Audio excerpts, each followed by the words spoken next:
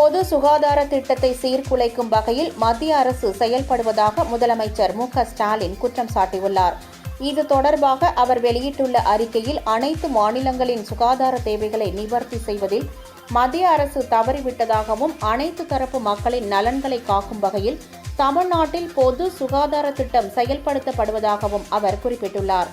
தனியார் கல்லூரிகள் அதிக கட்டணம் வசூலிப்பதை மத்திய அரசின் NMC சட்டம் அனுமதிப்பதாகவும் MC சட்டம் கல்வியை வணிகமயமாக தூண்டுவதாக அவர் தெரிவித்துள்ளார்.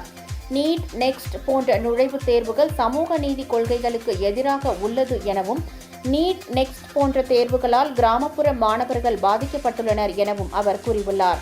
மேலும் நுழைவுத் தேர்வுகள் மூலம் மத்திய அரசிடம் அதிகாரம் குவிக்கப்படுகிறது எனவும் அனைத்து மாநிலங்களும் தங்களது சுகாதார இலக்குகளை அடைய மத்திய அரசு உதவி செய்ய வேண்டும் எனவும் அந்த அறிக்கையில் முதல்வர் ஸ்டாலின் கேட்டுக் கொண்டுள்ளார்.